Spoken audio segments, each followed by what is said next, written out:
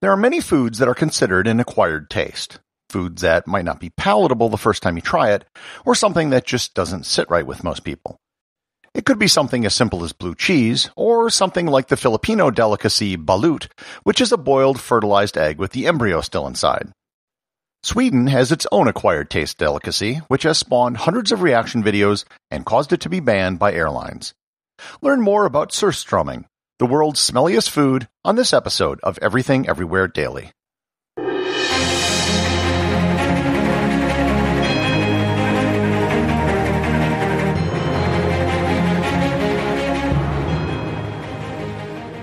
This episode is sponsored by Audible.com. My audiobook recommendation today is The Almost Nearly Perfect People, Behind the Myth of the Scandinavian Utopia by Michael Booth.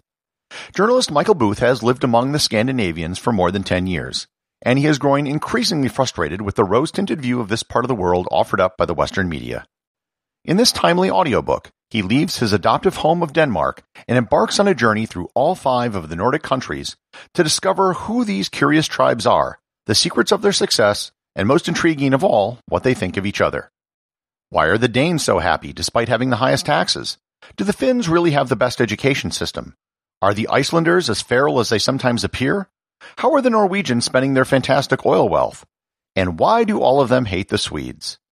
You can get a free 1-month trial to Audible and 2 free audiobooks by going to audibletrial.com/everythingeverywhere or by clicking on the link in the show notes. The word Surströmming in Swedish literally means sour fish, and that is probably an understatement. More specifically, Surströmming is canned, fermented herring. That in and of itself doesn't sound that bad. There are many fermented foods that we eat, and we have no problem with them. Yogurt, sauerkraut, and kimchi are all fermented foods, and no one freaks out at the idea of eating them. Fermentation is an ancient form of food preparation by the breakdown of food via microorganisms like bacteria and yeast. All well and good. However, there's another process of breakdown of food via microorganisms, and that is called rotting. Surströmming toes the line between fermentation and rotting. The history of Surströmming goes back to at least the 16th century when we can find the first written mention of the food. However, the food might be very well older than that, as fermentation is a pretty old process. The legend of Surströmming holds that it was accidentally created by fishermen who didn't have enough salt to preserve their catch. They used less salt than normal and sold their fish to some locals in Finland. Salt is used to inhibit microbial growth and to stop the fish from rotting. When the fishermen returned, they thought the locals would be mad at them for selling them fish that rotted. Instead, they loved the product and wanted more of it. The fishermen tried the fish themselves, and thus Surströmming was born. Today, Surströmming is prepared and purchased in a can. While in the can, the fermentation process continues. Fermentation results in the release of gases, which means that the can will often be bulging due to high pressure inside the can. The fermentation of the fish in the can results in the single most unique quality of Surströmming: the smell. In 2002, a Japanese study found it to be the worst-smelling food in the world. The smell is so bad that it has become legendary.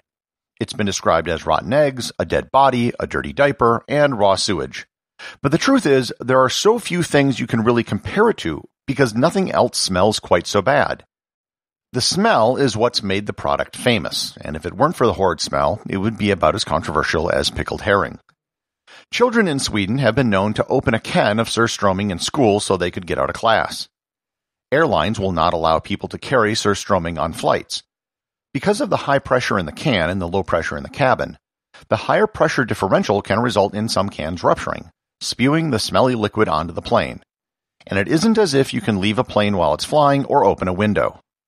Most famously, in 1981, a landlord in Germany evicted a tenant because they spilled a can of Surströmming in the building's stairwell. German laws make it very hard to evict people. When the eviction came to trial, the landlord's defense consisted of opening up a can in the courtroom. The judge, having experienced the overwhelming odor, ruled in favor of the landlord. If you do a search for Surströmming online, you'll find dozens and dozens of reaction videos of people opening up the cans and trying to eat the contents. The videos mainly consist of gagging, retching, and sometimes vomiting. The problem, according to the Surströmming experts, is that they're eating it wrong.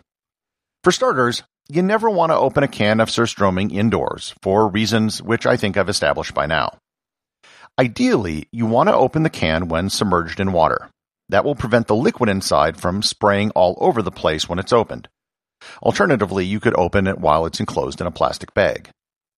Once the liquid has been drained, you don't eat it straight from the can. The herring which is put in the can hasn't been gutted or deboned. You need to do that first. Then the traditional way of eating it is with a Swedish flatbread called tunnbröd, along with potatoes, onions, and sour cream. It's usually eaten as a sort of small sandwich. I've actually had the experience of trying some Surströmming, and it really doesn't taste as bad as it smells.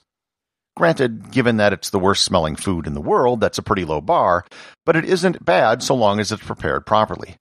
If you really want the full Surströmming experience, I'd have to suggest you visit the island of Ulvön in Sweden's high coast. It is a center of herring fishing, and it's considered the Mecca for Surströmming. August is considered the best season for Surströmming, and because it's in the middle of summer, it's also one of the best times to visit Ulvön regardless. The main day for eating it is the third Thursday of August, also known as Surströmming Day, which is the day which by royal decree you used to be able to start selling that year's Surströmming. If you're there, you might be able to meet Ruben Madsen, who is the self-proclaimed King of Surstrmming. He was the person who actually served me my first Surströmming when I visited Ulvön. Back in 2014, he was involved in opening a 25-year-old can of Surströmming, which was found in an abandoned cabin in Norway. Having been outside for a quarter century, the can was quite rusted, and due to 25 years of fermentation, it was bulging. A lot. The contents of the container were mostly liquid. What solid material that did come out didn't really look anything like fish. Ruben Madsen, of course, ate it anyhow. Executive producer of Everything Everywhere Daily is James Makkyla. The associate producer is Thor Thomsen.